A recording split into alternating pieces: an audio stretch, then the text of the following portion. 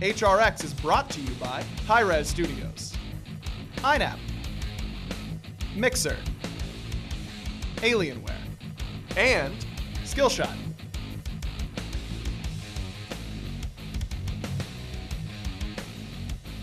Welcome back to the Console Wars. Finch here, joined by Taco, and again, this is the placement stages. We just saw In Control, the first PS4 team to be able to make it to a big World Championship event like that, and still a very new scene. But now we're taking a look over to the Xbox side of things. Let's go ahead and take a look at those brackets here, Taco, and see exactly where everyone's shaking out. This time, we're going to be looking at Noxious and Flashpoint. And as you can tell, Flashpoint versus Noxious, whoever wins this one is going to get a chance to take a shot at rival, I think, over there in the semis once DreamHack arrives. But of course, first they got to try and make it there. That's exactly right. If they can, whichever team is the one that wins it here has a tough opponent waiting for them. It's not going to be easy. Whoever gets crowned as that console world champion this year will very much have earned it. Astral, rival, or whoever wins this between Flashpoint, Noxious, In Control, very strong teams, I would say, that are in that pool right now, Taco. So this is going to be a very important matchup just to get there. Flashpoint, the second place team out of NA Xbox, and a team that are, full of talent to the point where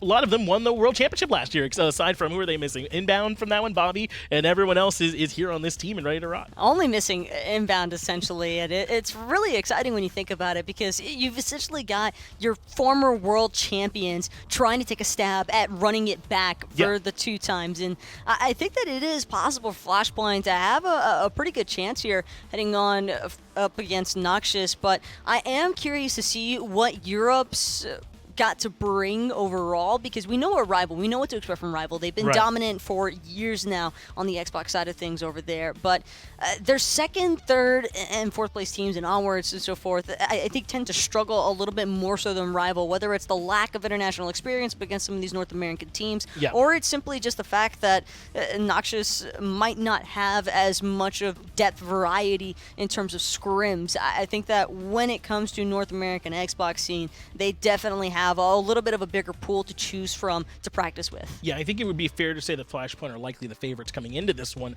but I don't think you should count Noxious out just because of that by any means here, Taco. Hopefully they've been scrimming often up against a much better rival team right now. I think that perhaps the best competition you can get right now is playing rival week in and week out, right? And trying to get better up against that squad. They're so consistently strong over there in Europe, as you alluded to. So I think that they've got a chance. I've really liked what we've seen out of Eribiiax in the middle lane from them, right? Gnome is going to have a tough matchup up against Delnyy in the solo lane. So there are a couple places to look on this Noxious squad and where they can make some plays happen, but it's tough when you're going up against a Flashpoint roster this stacked. For some of these Noxious members, it almost feels like a second chance. I think that we kind of just experienced a little bit of that with Koiz, even from In Control in that last set, because Koiz, when he was last here, wasn't too hot of things. He didn't exactly have the greatest time on LAN, and it does feel like that semi-redemption moment, seeing him qualify through yet again. And for members like Eribiiax, they've been around the European scene for so long, but haven't necessarily touched that success in the same way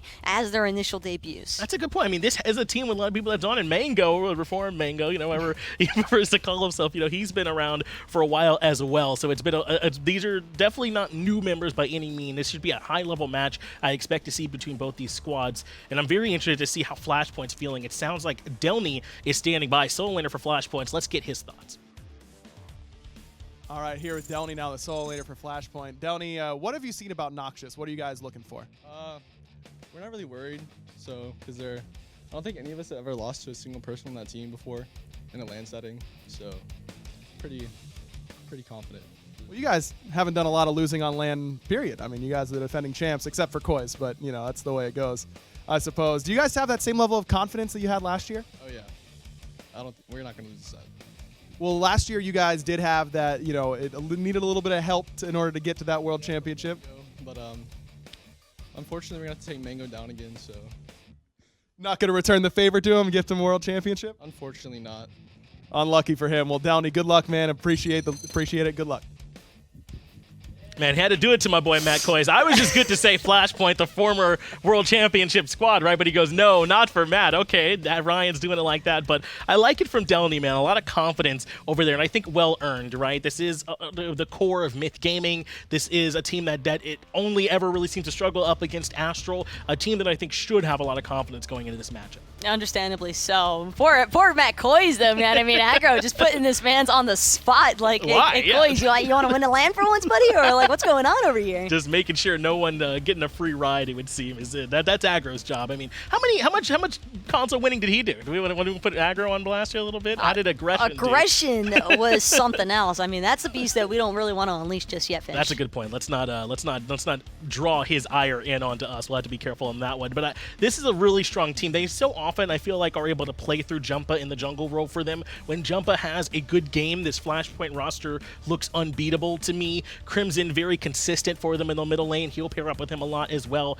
But for me, the one that you want to watch, if Jumpahh's feeling it, if he's hitting his stuff, I don't know who stops Flashpoint. That's a fair enough point. I mean, that's kind of what happened last year at Worlds. Jumpahhh was just on fire, and no one could come anywhere near. Myth at the time is what the org they used to be under. But I think that something I do want to draw some attention towards, though, is Keegs. Keegs was heavily regarded as the #1 box ADC by a vast majority of the scene back in the day. I know there were some other members, such as Transonics and the like, that were brought up into the conversation, but a lot of people would just say Keegs is undisputably the best ADC, but I don't think we've really seen that Keegs from the online portion. I'm hoping that he shows up here today. That's a good point. If we can get some of that dominance from Keegs, right, then that could be something that could even open up a little bit more room for Jumpahhh, right? Make it a little bit easier if they can have some pressure over there in dual lane. We'll certainly see. But now we'll get a chance to hear a little bit from Noxious as well. Let's go over to their coach and get their thoughts going into this match. All right, here now with Coach Salugi from Team Noxious. Salugi, how are you guys feeling going up against Flashpoint? We're feeling pretty good. We've been doing a lot of prep work. We've got a lot of comps ready. So yeah, I think we're looking pretty solid. What's the thing that scares you most about a team that is here to try and defend their world title? I guess it's just how long they've been together. Like, so they're going to know each other so well. They've got a lot of team play. So yeah, but I think we can definitely rival that. Like, we've been gelling well together as a team. So. Speaking of rival, have you guys been practicing against them? You know, they're the top team in the region. Yeah, we've been scrimming them non-stop for like last month, 5 weeks. So yeah, it's been good. All right, man. Well, good luck. Hoping for a really good match here. Excited to see what you guys have to offer. Throw it back to Finch on the desk. Man, Scrim and Rival, that's like Dragon Ball Z 50 times gravity training, isn't it? That's pretty intense, and that's who you're going to be against the whole time. But that's what we were talking about, we were alluding to, right? When even at the top, if the region gets better, it can sort of trickle down, because then you play up against the best all the time. Noxious seem confident. Do you think that's enough where they can make this close against Flashpoint? I do. If they've really been paying mind to those scrims, watching plenty of VOD review, being critical in their analysis of their own gameplay, then I definitely think that there isn't any reason why we shouldn't permit them to have, or at least think that they might have a shot at beating Flashpoint here. We know that Flashpoint are arguably the favorites coming into this, of course, but I think so. Noxious can definitely rise to the occasion, and I think also a lot of players have been saying this for some time too. Whatever happens in scrims, when you see your scrim partner at a LAN event, that can kind of give you a general idea of what you're about to go up against also. So this is going to be a really important set for Rival to take note of too. That's right. Yeah, how does Noxious play? Because there could be a chance, right? The stuff that works in those scrims, very likely, that's just what they'll bring out at LAN when it matters the most, right? The stuff that wins there. So you might even get a small glimpse or hint into the kind of stuff that we might see from Rival down the line as well. But I highlighted that I think Jumpahhh, and then you highlighted keegsmate on the side of Flashpoint. I think in that same vein, a lot's going to be on Mango in this matchup, right? To try and keep Jumpahhh in check to some degree. I'm not even saying Mango necessarily needs to hard carry. He just can't let Jumpahhh get too far out in front, I'd say. As far as competitive play is concerned, I don't think that it really comes as a surprise to put jungle and solo in such high regards, because a lot of the competitive action has tended to be facilitated out of those lanes, and it's largely because of the fact that once you control one side of the map, then it's very easy for you to kind of just snowball that pressure, snowball that lead, take control of the Pyromancer objective, take control of the Gold Fury, and it's essentially just a trickle-down effect. Well, once you're able to get those ahead, because like you said, when you can take that solo jungle pressure and affect other parts of the map, And sometimes it feels like that's a little bit easier to do when you can get your solo lanes to rotate a little bit freely. So Gnome and Mango both, I would say, have some pressure. But I've kind of had my eye on Eribiiax there in the middle lane too. I've been kind of saying I liked some of what we've seen. When Noxious looks good, it's largely through him. So a lot is going to be on his shoulders as well. Not an easy matchup for Noxious by any means, I would say here, but I don't think that you can count them out even close to that. Flashpoint are the favorites, but Noxious certainly could grab some wins. And see, all this time we've been talking about solo and jungle, and we completely forget to bring Crimson into the conversation at any point whatsoever. And this man has been killing it, well, not only on online or in LAN environments, but I think that Crimson might just be one of the most consistent players you could ask for on Xbox. Yeah, I think you're right, too, and that's a good point. Doing a bit of a disservice to my man Crimson here, right, who is largely considered one of the best on the box as well. You talked about how Keegs used to be considered that same way. Well, Crimson, too, is so strong in that middle lane. I mean, he made his name with some very impressive online Thoth play for a while. He's moved away from that now as Thoth's out of the meta, but he hasn't missed a step, I wouldn't say, from this Flashpoint team. And I said it before, and the reason I highlighted it is they really only are second place because Astral, the summer champs, are over there and are with them in that same region, right? This team is right there with Astral. They often go to 3 games. They're just as good as that team, and on the right day, they can be better. And I really just want to see how much homework has Noxious really put in for Flashpoint, because being the former world champions, there is just so much information out there in terms of what godful preferences they have and the like, and I don't want to see Thoth. I think that you just can't take that chance with Crimson. I don't think so either. I'm a little bit skeptical as to whether or not he'd even want to pick it in the first place, but Crimson probably has one of the larger variety in terms of god pool selection choices here. I think that Eribiiax is probably going to need to look to play a little bit more responsive as opposed to trying to take the initiative. I think that's going to be the idea, right? Because both of these mid laners are ones who could kind of win the game for their team. I think we've seen a little bit more from Crimson, certainly, but that same potential exists for Noxious in their mid lane as well. So if he allows, like I said with Jumpahhh, right, allows them to sort of get out in front and they're the ones dictating the pace, that could certainly be a problem for them. I think that I'm kind of looking at that mid-jungle matchup in particular. But we were saying, right, how much have they done their homework? Well, how much have they? I want to say that in the picks and bans, right? Jumpahhh does a lot of control-type gods from the jungle, right? We've seen him on Invades, Susanos, those types of gods who can move around really well, weave in the fight, kind of help control it for the team. Are they going to let him pick up those same types of picks here? There's always rumbles behind the scenes, Fanchon. I'm sure it doesn't really come as any surprise to you when you hear that, you know, it's the players. It's that typical cockiness that you want from your pro scene, and Jumpahhh is the embodiment of everything you would want to see in a very confident jungler. He does not think that it's there's almost like a solo laner him. Mentality, isn't it? A little bit from him, how much he just believes he's better than everyone else. But I mean, if you saw him at Worlds last year, he got up on the stage and did it. I believe he got the MVP for Myth Gaming as well off the performance that he had. I mean, he can be that difference maker 100%. But I want to see confidence, yes. I do not want to see overconfidence, and I do feel if Flashpoint aren't careful here, they could possibly let this one slip away from them, because Noxious, they're nothing to be messed with. If you give them the opportunities, they are going to capitalize on them. They absolutely can. Noxious are the kind of team that won't let you make a mistake twice, for sure. So we'll see if they can capitalize enough here. Picks and bans already. Noxious up against Flashpoint.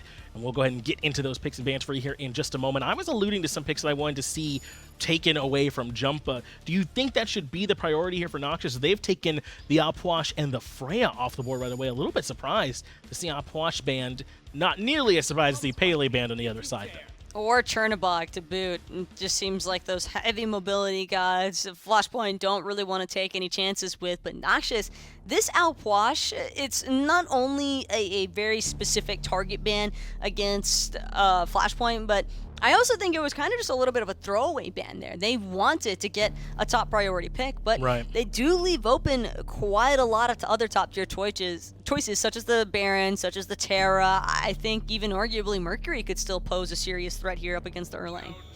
I certainly think so. I'm a little bit surprised we haven't seen more of it. Sun Wukong, though, being selected from Flashpoint. You know, I heard the Noxious boys joking about it. I thought they might be the ones that are going to be grabbing this one, but it's picked up there by Flashpoint along with Discordia. So maybe not the big priority picks that we've seen lately, like meta picks, but these are definitely priority ones, I would say, for Flashpoint, or at least Discordia is. This is something I would not be surprised to see Crimson playing at all. You know, it does give them a great bit of damage, some control in these fights as well. Discordia, a strong pick. It's safe and effective crowd control against the Erlang. That's the big thing for me here. You've got that. I think that with the Strife, you can deal a decent amount of damage, and not only that, but the Golden Apple having the cripple effect for the Erlang could prevent that turtle knockup forever coming into play. And the chances of it spreading onto a Soul and Terra, not super likely. I do think that Soul and Terra have their own self-survivability, that it shouldn't be that much of an issue for those two, but the Erlang specifically is probably who Flashpoint are trying to gear this heavy crowd control against. Yeah, not just Discordia, but Ardio can do something similar against him as well. And then Terra also. I mean, how often do we see this Ardio almost snap-picked in response to the Terra just because it can shut her down so well in lane, where once Terra gets a couple abilities online, she can sometimes be the bully. Now it'll be Ardio, and they don't even have their Hunter yet. They could certainly add even more pressure to the fire in this next round of picks if they so choose, as the Rom and Thor have both been banned out. And we keep seeing this as a response pick also from NA teams. I mean, even though PlayStation and Xbox are their own exclusive platforms, it's still console, and the fact is, Terra does not bode very well into the Ardio, and Flashpoint with the Sun Wukong, Discordia, and Ardio, I think that they all have really safe lane clear, and their draft can go in just about any direction from this point, whether they want to give Jumpahhh a little bit more of an aggressive jungler choice to try and match some of the pressure that the Erlang might have early on, or if they want to put him onto another utility-based god, such as a Ratatoskr or even the Thor. I think that it would still fare very well for the team. Quite a few Hunters taken off the board by Flashpoint at this point in Taco, Rom, Hoi, and the Chernobog all removed. Serket taken away by Noxious. That's great recognition. Serket, a high-priority jungler that the likes of Jumpahhh could very easily do work with. So yeah, get that one off the board. But that does leave the Hunter pool a little bit smaller now. I wonder if Noxious are even considering flexing Soul over into their ADC, or if they just want to have that Soul in the middle lane. As Medusa comes through for Flashpoint, they have a very strong Hunter. When you compare it with Ardio, that aggression in lane, they should really get pressure without too much trouble. Ardio Medusa is a deadly combination because you don't really have an escape viability from the cripple field, which sets you up for Medusa's Petrify slow to come into effect, or the stun outright if you don't turn in time. I think that's one of the main reasons why Medusa was regarded as the best Hunter choice on Xbox for a very long time. That's right, yeah, because it was just a little bit slower than maybe what you might have been used to from PC. As Agni comes through, they already have the Discordia here, Taco. So now with their second mage pickup, we got to start wondering where some of this stuff is going in this case. Does that mean it's Wukong in the jungle, perhaps, for Jumpahhh, and then we're seeing this Discordia or Agni maybe over in solo, or Discordia in the jungle? I mean, Taco, where's this going? Agni solo lane, Sun Wukong jungle, Discordia in the mid lane, because Crimson has always been one to lean towards the Discordia, plus Discordia is going to be infinitely safer in mid lane as opposed to solo. Agni has great lane clear on his own, which is why I'm expecting him to be in the solo lane, and I think Medusa's a little bit more self-explanatory, but it is a possibility of it being a jungle Agni too. Sure. I just don't really expect Jumpahhh to head in that direction. No, this Sun Wukong does kind of feel like something that I could see Jumpahhh playing, but this Flashpoint roster, you can't 100%, I think, say where any of this stuff is going. But I think that, is this opened up by this Nike pick? Nike's certainly strong, but she's not too much of a lane bully, right? You can kind of put your mage over there and maybe not be in as much pressure as you would from some other solo laners we see nowadays. And that's the concern here, is that, sure, Nike's going to be able to clear out her lane safely, but how safe can you be against the Agni? As soon as he gets those boots online, I think that there is a heavy threat of this Nike ending up being out-pressured even inside of her own solo lane, and Agni relatively safe as well with that flame path. Well, let's go ahead and get right into the action then. Noxious up against Flashpoint. Game 1, casters, take it away. Thanks a lot, John. Thanks a lot, Taco. Tom Banninger and Anatoly Alexanok on the horn for you today. Noxious representing the European side of things, and then Flashpoint, their North American opponents. Should be an exciting one here, Toly. But look at this. They were alluding at the desk about where these picks are going, but it's actually going to be Discordia for the support. Matt Koiz, Delnyy piloting the Ardio in the jungle. Very interesting setup here. I almost thought we were going to see that Agni jungle, but not going to be the case. Instead, the monkey in the jungle. Just a different monkey. We're used to seeing the Hun Batsinator. Now we've got the the king of the monkeys, if you will. And this Sun makes Wukong. sense. This makes a lot of sense. The Strife has the control that you need, and it's from a safe distance. You don't have to put yourself out of position to engage. If you build tanky onto Discordia, it's not the end of the world as well. I think that the idea here is just to be able to set up the engagements, and I think that once Crimson gets level 5, you got the bomb stuns on multiple targets. You got that Manus effect going for Matt Koiz, and that could be the tipping point for some of these team fights to allow Flashpoint the edge. Yeah, I'm looking at the Discordia. You were talking about how you can sort of build tanky on this. We've seen that before, believe it or not. Matt Koiz is going to stick his nose over here by the red buff. This could be really dangerous. He's just trying to disrupt while his hunter takes care of the purple. Matt Koiz here pops out, creeping, and just occupying space, really. Yeah. Let's see how it goes. Needs to get the perfect unruly magic, and he got is able to steal it away. Matt Koiz gets stunned. Is he going to be able to escape a XuenMushh? It certainly looks like it, totally. So the purple gets taken by the carry, and then the invade comes out, and Matt Koiz and his teammate get both the red buff and the purple buff. Fantastic job there so far. There was one of two ways that could have went. Unruly magic does more damage at level 1 than the Strife, but the Strife, if you position yourself and angle it that you can hit the red buff and hit both opposing enemies, the Manus effect forces them to fight each other while you can still try to last hit that. I like the unruly magic, get a bigger burst damage. Still a very interesting choice. I think the Jungle Sun Wukong is easier to digest, to figure out, right? Solo Ardio is something we see all the time. The support Discordia, though. As I said, we've seen Kiki play this in the solo lane, so tank Discordia is not completely unheard of, but really, I mean, what is Koiz going to look to do here? Probably build auras. Sit in the backline, get a sovereignty, Heartward Amulet, get the magical physical protection, HP 5, MP 5 from those auras. Maybe Shogun's Kusari if you want to boost up keegsmate's numbers, but if he's building Transcendence, I'm assuming he's more leaning on the physical power, so probably not going to see Shoguns out of Matt Koiz. So he's just going to be looking to engage with the Strife, trying to get the Manus effect on whoever's getting bomb stunned out of Crimson, and sit in the backline, get the regen going. So the lane clear is going to be nice here in the early stages while Matt Koiz leans on his base abilities. And then as we see him build tankier later on, he's going to lose some of that damage, but he still has access to the Strife, which you were talking about. The cripple on the apple is a really big deal, and also a zoning tool as well. Once you toss the apple on somebody else, they have to exit the fight, or they risk spreading it to everybody else. Wouldn't be surprised if Matt Koiz were to pick up a Stone of Binding to be able to get that extra 15 penetration for his teammates. On top of that, the passive of Discordia, how can you even forget that one? Because honestly, it doesn't matter what role Discordia goes. You were mentioning how Kiki runs it in the solo lane. Well, that's going to allow the dual lane, for example, to be more aggressive and benefit from it. That's a really big deal. You know, Gnome's selection here, Nike, this is a selection that we always talk about with respect to the passive, but we kind of, you know, don't bring that up with Discordia. So very, very important to note that she's going to be lifting the power of whoever is up there on top. And then going to Gnome's selection of the Nike. This character, one of my favorites as far as under-selected, I think. She's got a really high win rate in casuals and stuff like that because of her ability to just help the team by doing nothing. But in competitive, teams know how to kind of get those little advantages, transition into Gold Furies, and make the game last not super late game. So against the Nike, I think that Flashpoint needs to keep that in the back of their mind, that there's a ticking time bomb of once those halos start to show up a little bit further, whether it's the 200 minions, the 2 level 20s, or the 10 kill count marker. You don't want to be dealing with all that extra movement speed and damage out of Noxious. She also just becomes unkillable with the right build in the late game. You're talking a character with 3,000 health and a shield that'll be about half of that.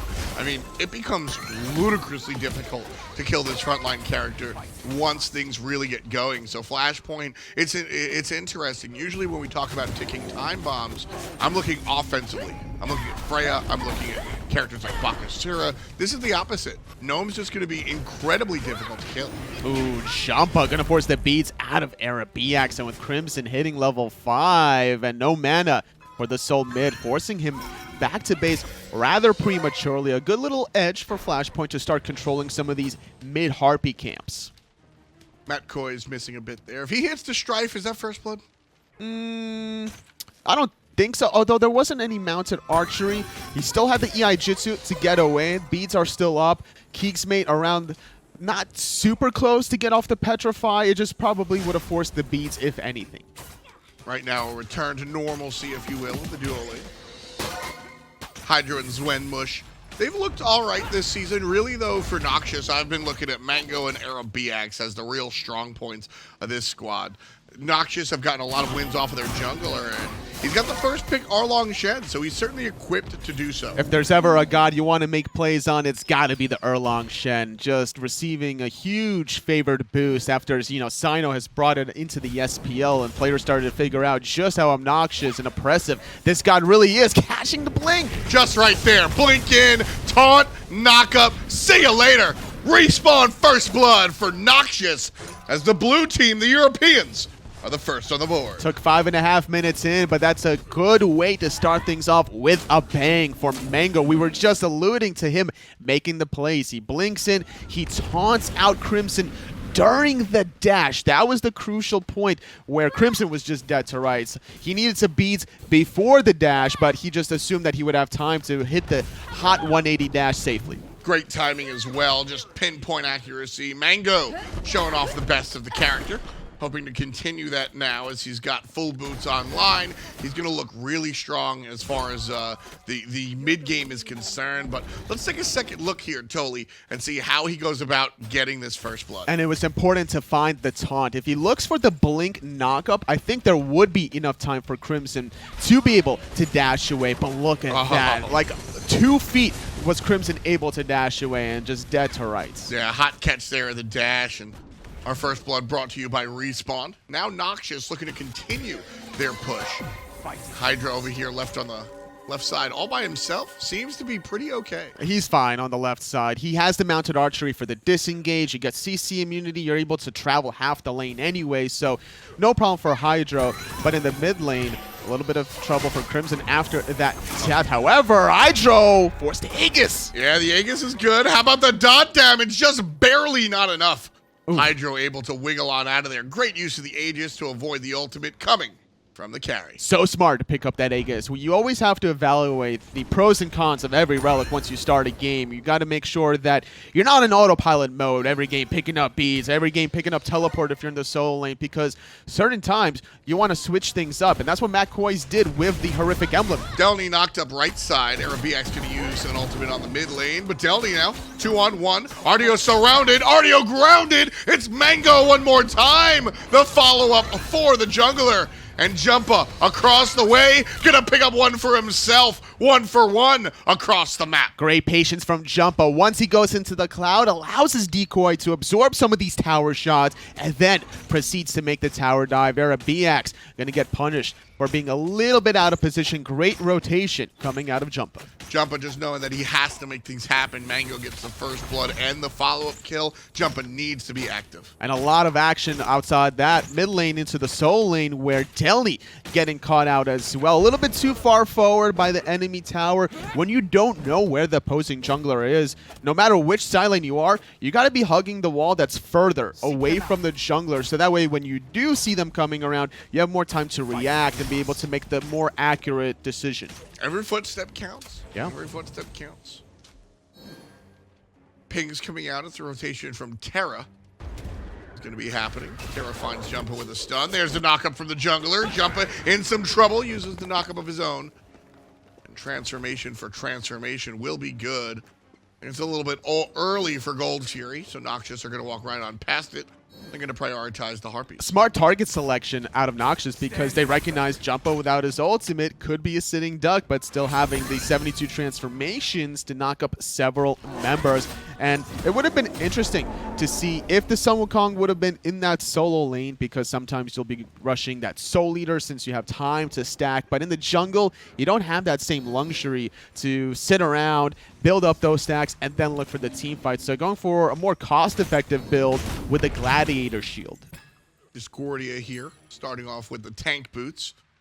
Mages, of course, the base stats, something we really rarely talk about, but essentially Koiz taking this Discordia into this role. She's going to be less tanky by default than some of the more traditional Guardian selections or support selections. So prioritizing the reinforced Greaves, I think, are important this time. I like what Delnyy did before that route when he stepped into the tower line, took one tower shot to stun the Ren. Jumpahh's going to be stunned all the way. Oh, the ultimate helps him out. He's going to chase the enemies back with his decoy. That should be safety for the jungler. Sticking around here, though, I don't know, Totally. This might be a little bit in trouble. Knockup's going to be bad from Mango, but the return knockup. Here comes help from Noxious. Gnome is here. Jump is going to miss. And the long-range help from Crimson just barely out of control. Jumpahhh getting slowed out from Gnome, but the peels from Delnyy is good enough to save the soul laner's life.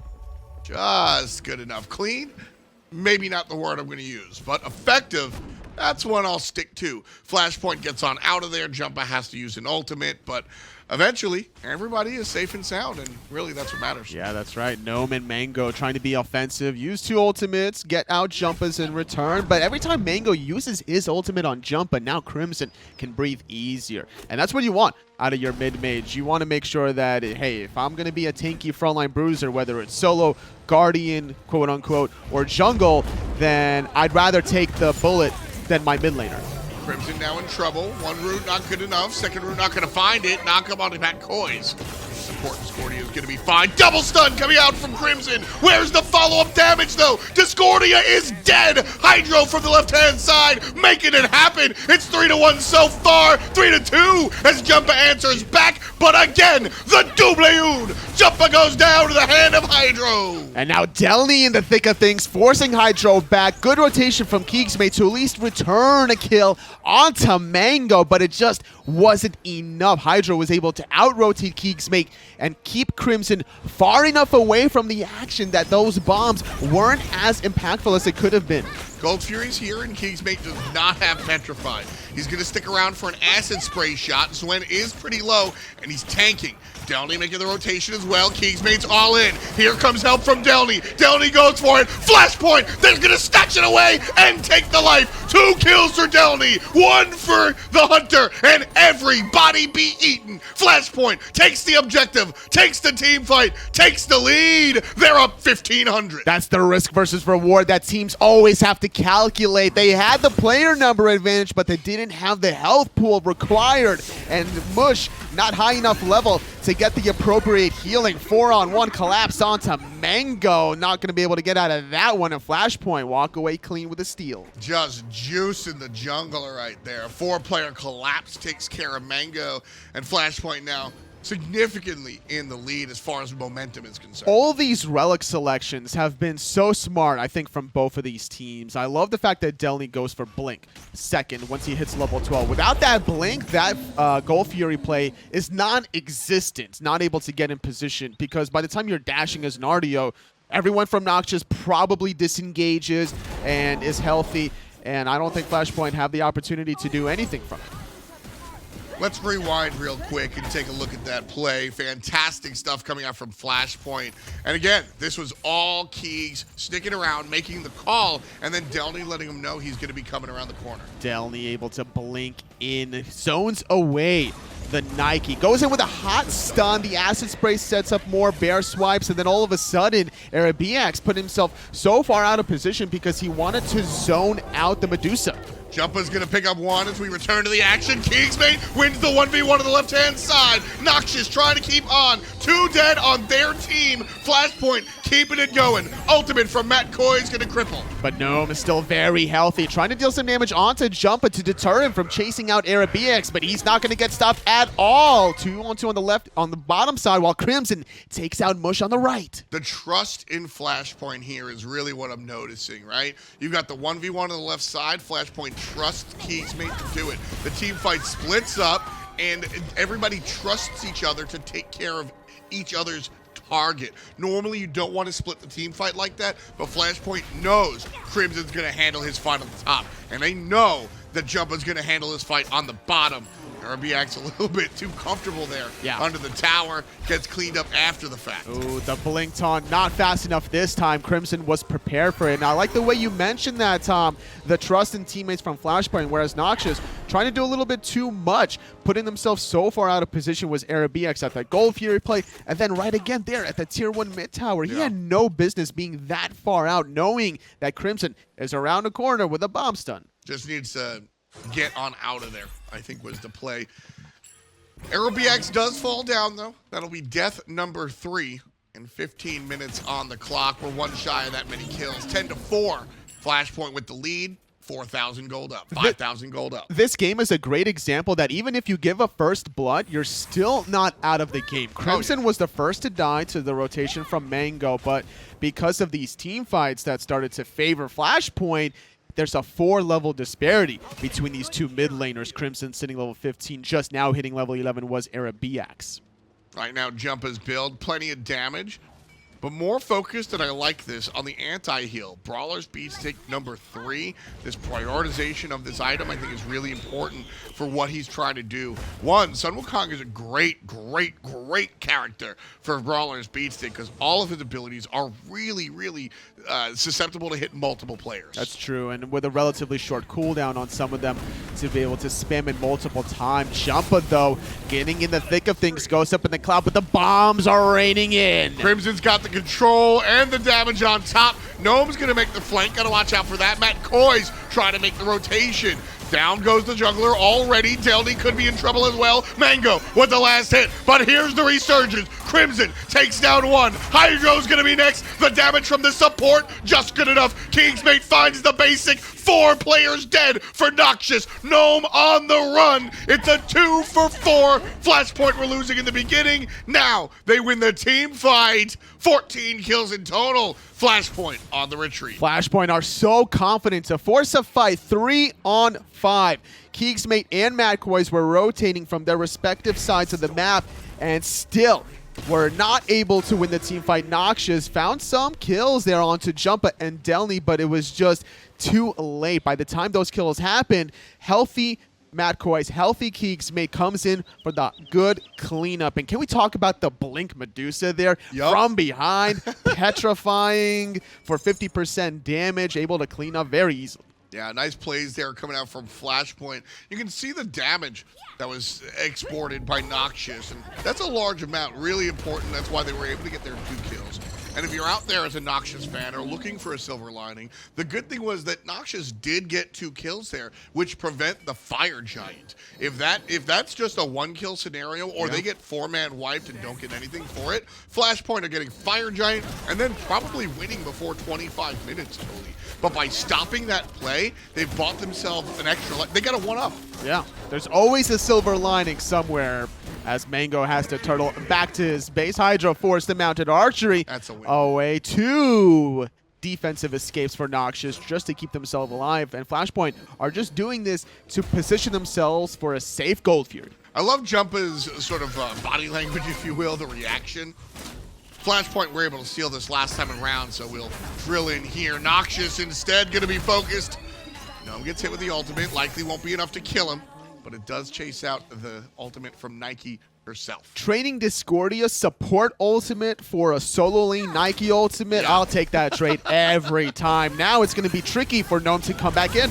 Meanwhile, oh wow, Hydro, where'd your life go, buddy? Delnyy gives him the answer. It's back to the fountain. Eribiiax being chased out by the solo laner, and well, Mango's gonna show up. This could be trouble. Flashpoint, Blink Medusa, Blink Ultimate. That's gonna be a kill again. Eribiiax falls to the wayside. Mango under the tower, and Gnome trying to catch up. The decoy tanking and Delnyy going on, and Mango able to turtle away. Mush gonna dash forward, dash backward. Gnome gonna get rooted into place. 2 kills for Flashpoint. They wanted more, but they're not gonna get it quite yet. They gotta retreat to the Gold Fury. Crimson daring Noxious to make a move. He gets punished for it, stunned, and loses half his life bar. But still, this is a zone play. Look at the top left of your screen, folks. Gold Fury, 25%. Make that 0. Flashpoint cash in that check.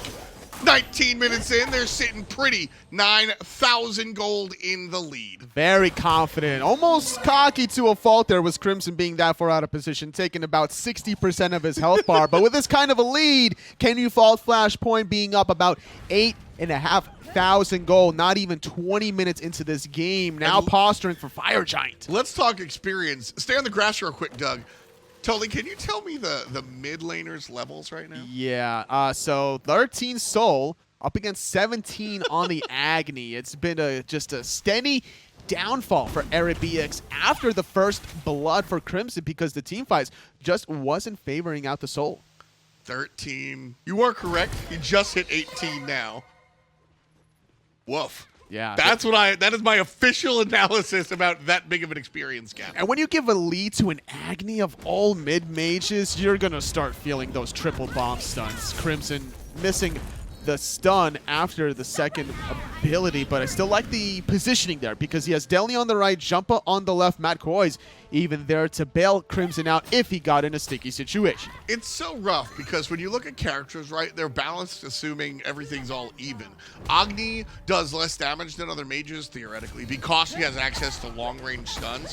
When you're up 5 levels, he just is doing damage. He's controlling the team fight. He has more mobility than you. This character becomes so oppressive with a lead, and 4-1-8 Crimson coming through and just wrecking anybody that looks at him. This is strong play from your mid laner, and this is what you need if you want to make it a dream hack next week. The combination of Flashpoint being this far ahead with Noxious being this far behind doesn't give the magical defense Noxious need to deal with such a high-level Agni. Crimson, not much penetration quite yet. He avoided the penetration boots, going for Shoes of Focus for the cooldown reduction. Divine Ruin is the only real penetration now until he finishes off the Obsidian Shard, and it could even be a Spear of Magus, honestly, if he's relying on his passive. This is sort of doing it wrong, but doing it right. Delnyy is going to jump right in between, find the 3-man stun. Hydro going to use the Aegis. The Jingu Bang just barely not enough, but that's a totally TKO. He's correct. out of the fight. That's right. Now it's a 5-on-4. Flashpoint have the advantage to at least continue the fight or maybe bait out the Fire Giant. Delnyy getting tickled by Mango as he goes back in. You poke the Angry Bear and the Bear's going to poke back. Gnome getting poked all the way to the fountain by Crimson. Mango here gets stunned up. The rest of the Flashpoint a little bit out of the way. Eribiiax with his zoning ult, and keegsmate with the basic 5-0-5 for Keegs.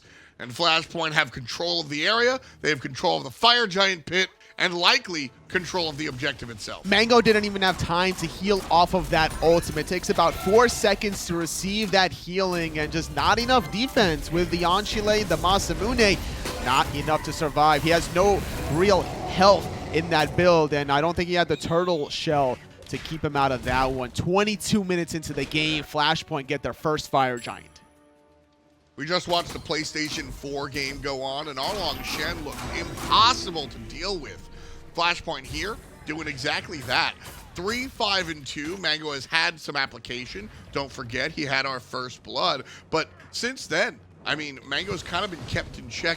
Totally, how exactly has Flashpoint gone about keeping this powerful character at bay? It was mostly due to the Gold Fury. That Gold Fury rotation from Delnyy is what allowed Flashpoint to keep the game from out of control, because Mango set up the first blood onto Crimson, then a couple minutes later rotated to the Soul lane about where Delnyy was level 9, punishing the RDO for being a little bit too far out of position.